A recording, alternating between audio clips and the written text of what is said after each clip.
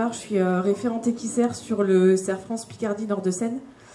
Et donc on fait partie du réseau équissaire qui est un réseau d'experts, expertise comptable, conseil économique, fiscalité, un peu de juridique aussi, social, etc. Et on est donc 100% cheval, en tout cas me concernant, je ne fais que ça tous les jours.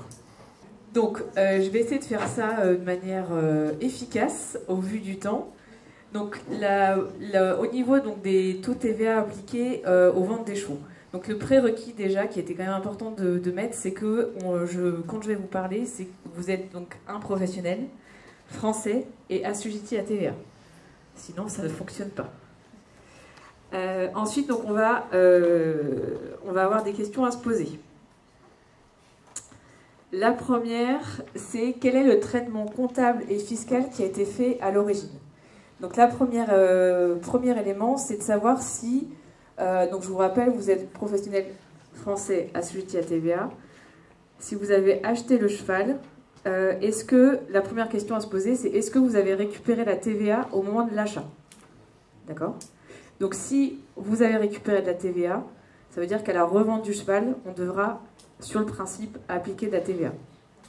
Si par contre vous n'avez pas récupéré de TVA à l'origine, c'est-à-dire que vous l'avez acheté à un particulier ou à un professionnel non assujetti à TVA, ce qui arrive aussi. J'exclus par contre les achats, par exemple, à un Belge ou dans un autre pays de l'Union européenne, puisque si vous l'achetez à un professionnel à l'étranger, Union européenne, vous avez la TVA qui est auto-liquidée, donc elle n'apparaît pas, mais elle existe quand même, d'accord? Donc je parle bien du coup de particuliers et de professionnels non assujettis à la TVA. Dans ces cas-là, à la revente du cheval, la TVA sera non applicable ou uniquement sur la marge. Donc ça, c'est la première question à se poser. La deuxième, alors là, vous allez me dire que c'est pas vous qui allez répondre, normalement c'est votre comptable. Le cheval, est-ce qu'il a été enregistré en stock ou en immobilisation? Est-ce que vous connaissez tous la différence entre les deux comptes? Donc les stocks, c'est comme votre inventaire à la fin de votre bilan. Vous faites le point sur normalement tout ce que vous avez en termes d'aliments, de foin, de paille, de copeaux, etc. Y compris aussi les poulains en cours de fabrication, dirons-nous. Donc là, il y a deux droits. Un cheval est inscrit en stock. D'accord? Donc si jamais votre comptable ne connaît pas certaines règles et qu'il a inscrit le cheval en stock, sur le principe, il n'a pas tort puisque c'est la règle de base. En revanche, il est possible de décider, et ça c'est cheval par cheval, donc on peut avoir une application différente en fonction de chaque cheval. On peut décider de l'immobiliser. Pour ça, je ne vous les ai pas inscrits, mais c'est pour moi si vous suivez. Vous devez avoir deux règles deux critères qui sont obligatoires, qui sont que le cheval doit être d'origine connue et qu'il soit non frappé d'inaptitude. Apte à faire quelque chose, reproduction, loisirs, sport, course. D'accord? Alors, personnellement, hormis un cheval à trois pattes, je n'ai pas trouvé d'autres problématiques pour qu'il soit non frappé d'inaptitude, puisqu'un cheval peut quand même toujours servir, hors évidemment, au moment où il est à la retraite.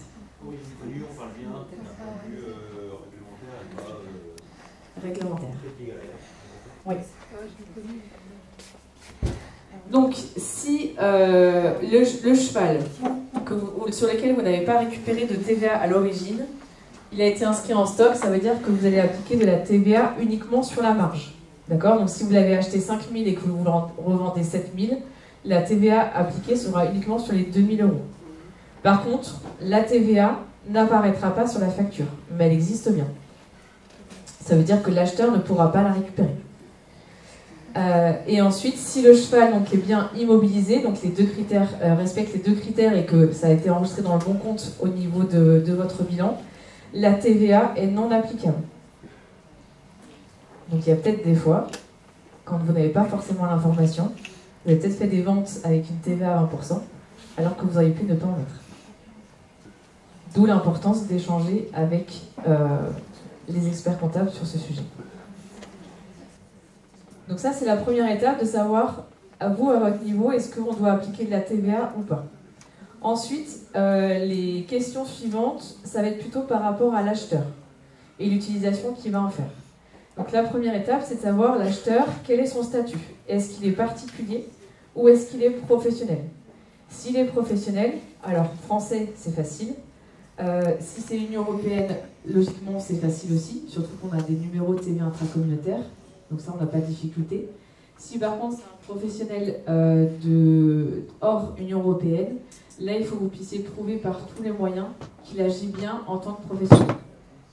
Donc, quand on n'a pas forcément voilà, on n'a pas forcément un numéro sirène dans certains pays et autres, il faut quand même que vous puissiez apporter la preuve, en tout cas que l'acheteur vous apporte la preuve qu'il est bien professionnel dans le cadre, enfin dans la filière cheval. Hein, s'il est professionnel dans le bâtiment et que les chevaux ils sont privés, ça ne fonctionne pas. On a d'ailleurs souvent le problème sur des acheteurs de l'Union européenne qui vont vous donner le numéro de TVA intracommunautaire de leur boîte qui n'a rien à voir avec les chevaux. D'accord ? Donc ça ne fonctionne pas non plus. Et ensuite, la dernière question à se poser, c'est quelle est l'utilisation du cheval? Sachant qu'on peut avoir donc la boucherie, la reproduction, tout ce qui va être compétition, course et loisirs, et également les carrières mixtes, à la fois reproducteur et à la fois compétiteur ou cheval de course. Donc pour cette information-là, en l'occurrence, on vous conseille fortement de sécuriser l'utilisation que l'acheteur vous annonce vouloir faire avec ce cheval par un contrat de vente et voire même par une attestation de TVA. Je vais vous expliquer pourquoi après, puisque vous avez entendu pas mal de changements sur ces dernières années au niveau des taux de TVA, et donc forcément on cherche tous à avoir le taux le plus bas, mais en fait ça ne fonctionne pas pour tous les chevaux. Et donc pour ça, il faut bien que vous sécurisiez avec un contrat de vente, voire une attestation de TVA.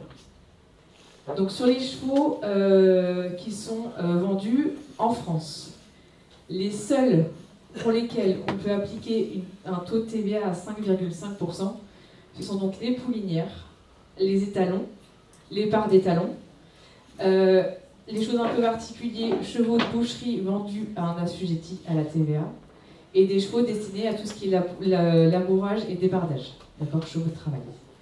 Donc là, on est bien sur un taux de TVA à 5,5%. Sur les poulains, dès qu'ils vont être, qu'ils soient d'ailleurs sevrés ou pas sevrés, donc faux non sevré poulain, on est sur un taux de TVA à 20%. Évidemment, tous les chevaux hors reproducteurs, donc dès que vous allez vendre un cheval pour l'utilisation de compétition, course ou loisir, on est sur un taux de TVA à 20%. On a toujours notre fameux taux de 10. Alors pour les anciens, ou ceux qui ont plus d'expérience, on va dire ça comme ça, on a connu une époque où toutes les ventes des chevaux étaient à 2,10. Donc ça maintenant c'est terminé évidemment, mais il existe toujours. Donc ce sont pour les chevaux de boucherie qui sont vendus à des non-assujettis à TVA. C'est un petit peu particulier, mais moi personnellement je n'ai jamais vu, mais ça doit certainement exister. Et ensuite, la petite particularité aujourd'hui, ce sont les chevaux qui sont vendus pour une carrière mixte, c'est-à-dire qu'ils seront à la fois reproducteurs et à la fois compétiteurs. Donc jusqu'à maintenant, jusqu'à avant 2024, dans les cadres de carrière mixte, même si c'était un petit peu compliqué de pouvoir décider du ratio entre la partie reproducteur à 5,5% et la partie compétiteur à 20%, aujourd'hui, avec les changements qu'on a eus, on peut effectivement on ne peut plus avoir de double taux sur une facture, on est obligé d'avoir un taux unique. Du coup, pour cela, on peut avoir du coup du 5,5% pour la vente d'une jument ou d'un cheval qui sera en carrière mixte. Je précise parce que je pense que j'aurai certainement la question, je vais l'anticiper.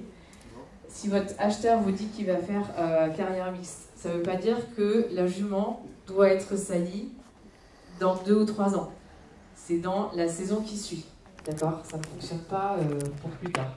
Donc, carrière mixte, ça ne fonctionne que si on a bien, du coup, vraiment l'acte de reproduction, même s'il y a transfert d'embryon derrière, etc. Et du coup, la jument continue normalement. Mais il faut bien, du coup, qu'il y ait soit une salie, soit un transfert, soit autre chose qui se passe dans la saison qui suit. Oui, mais du coup, c'est votre contrat ou votre attestation qui va vous permettre, vous, de vous protéger. Votre acheteur va vous dire ça. Si jamais lui ne l'applique pas et que finalement la jument n'est jamais salie, ou il n'y a jamais de transfert d'embryon, que l'étalon ne va jamais salir non plus, et ben ça c'est pas votre problème entre guillemets, c'est lui qui a signé le document, donc vous êtes protégé. Alors évidemment, les contrôles c'est si vous en avez un. Les contrôles TVA aujourd'hui on en a quand même relativement peu, je sais pas si dans la salle, il y en a qui ont déjà eu des contrôles sur la TVA, j'entends, je vous parle pas de la MSA ou autre, ça c'est autre chose. Donc voilà, c'est relativement rare. Moi, ça fait 13 ans que je fais ce métier et on a dû en avoir 2 en 13 ans sur les 150 clients qu'on suit au quotidien. Donc c'est quelque chose qui est relativement rare, d'autant plus avec tous les changements qu'on a eus, ils auraient pu très très facilement aller faire des contrôles et peut-être récupérer de l'argent et au final il ne s'est rien passé. Mais ça n'empêche pas que vous devez vous sécuriser justement par rapport à ça. Donc ça, je vous l'ai déjà dit, la partie des règles particulières, s'il est mobilisé et que vous l'avez acheté sans TVA, pas de TVA à la revente. Et si le cheval est inscrit en stock, par contre, il y aura du coup de la TVA sur marge uniquement. Donc ça, c'était des cas particuliers dont je vous avais parlé. Excusez-moi. Et dernier élément, du coup, c'est sur les ventes UE et hors UE. Donc, si vous vendez à un acheteur qui est dans l'Union européenne, donc on n'oublie pas que la Suisse n'est pas dedans, les neutres, et du coup nos Anglais sont partis aussi. Donc si on vend à un particulier, que le cheval quitte ou reste en France, on va de toute façon appliquer la TVA, d'accord? On vend à un particulier UE, on applique la TVA française. Si par contre, on vend à un professionnel de l'Union européenne, et le cheval reste en France, pareil, on applique la TVA. Et si cette fois je vends à un professionnel de l'Union européenne et que le cheval quitte la France, dans ces cas-là, on a le système d'auto-liquidation. Donc vous devez indiquer sur la facture le numéro de TVA intracommunautaire.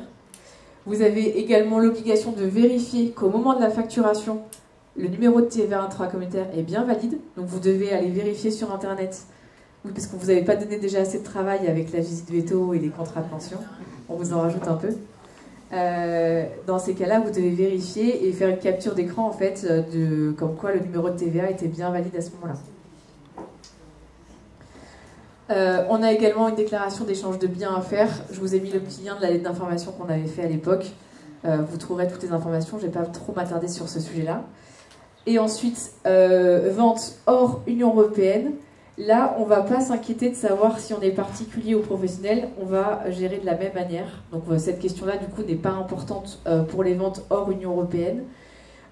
Par contre, toujours pareil, si le cheval reste en France, on applique la TVA. Et si le cheval quitte la France, on est exonéré de TVA, même pour des particuliers. Par contre, il faut bien avoir la preuve que le cheval a été exporté. Et les histoires de le cheval est sorti 2 mois et repasse la frontière 2 mois après, ça ne fonctionne pas non plus. Merci pour votre attention.